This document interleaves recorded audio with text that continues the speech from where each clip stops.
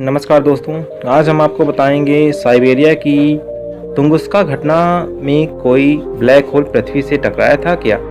तो चलिए चलते हैं। रूस के साइबेरिया का तुंगुस क्षेत्र दिन था 30 जून 1908 का और घड़ी की सुइयां सुबह के 7:20 का इशारा कर रही थी। अचानक एक प्रलयंकारी विस्फोट होता है जिससे एक विशालकाय क्षेत्र में एक जलजला सा उठता है। लगभग 25 किलोमीटर रेडियस के क्षेत्र में क्या मनुष्य, क्या जानवर और क्या जंगल सब कुछ जलकर भस्म हो जाता है। हिरोशिमा और नागासाकी पर बरसाए गए परमाणु बमों की तुलना में कई गुना ज़्यादा विध्वंसकारी था। दोस्तों, ये विस्फोट लगभग 8 करोड़ वृक्ष विशुद्ध रूप से जलकर भस्म हो गई थी। इस विस्फोट की तीव्रता इतनी अधिक थी कि इसकी वजह से वहाँ की धरती पर 5 तीव्रता का एक विनाशकारी भूकंप आया था। तबाही का ऐसा मंजर फैला कि उसके भस्माव से इस घटना के 50 साल बाद तक दिखाई देते रहे। बात करें अगर घटना की, तो उस क्षेत्र के आसपास के स्थानीय प्रत्यक्षदर्शियों ने बताया कि उस समय उन्होंने आकाश में एक आग का गोला देखा जो सूर्य से भी ज़्यादा चमकदार था। दोस्तों, जिस जगह विस्फोट हुआ था उस स्थान पर लगभग 350 किलोमीटर दूर किरनेस में अग्नि का एक विशालकाय स्तंभ देखा गया था। उसी समय एक छोटे किंतु नियमित अंतराल में एक विचित्र सी ध्वनि सुनाई पड़ी और ठीक इसी के बाद एक विशालकाय एवं भारी भरकम वस्तु के जमीन से टकराने की आवाज सुनाई दी और उसके बाद चारों तरफ सिर्फ तबाही थी। विस्फोट में इतनी भयंकर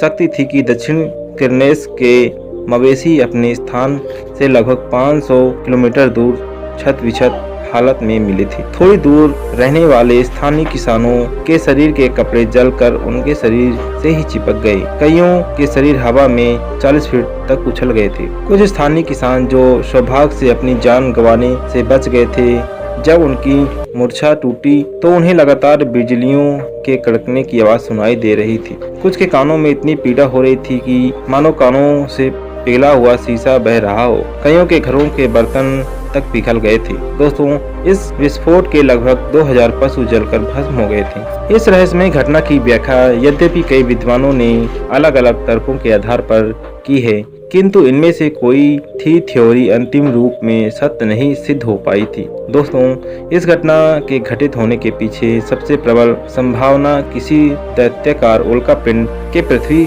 से टकराने की थी। ज्यादातर लोग आज भी यह मानते हैं कि उस दिन धरती से एक विशालकाय उल्कापिंड ही टकराया था, लेकिन वही दुनिया के सामने यह तथ्य भी था कि हजारों साल पहले अमेरिका के एरिजोना में ऐसा ही एक उल्कापिंड टकराने से 315 मील चौड़ा एक गड्ढा धरती पर हो गया था। दोस्तों, लेकिन साइबेरिया की धरती पर ऐसा कोई निशान नहीं था, इसलिए ये थ्योरी संदिग्ध सिद्ध हो गई कि और इस पर विद्वानों की सहमति नहीं बन सकी। ब्लैक होल्स का घनत्व इतना अधिक होता है कि वहाँ का पलायन वेग प्रकाश के वेग से अधिक होता है।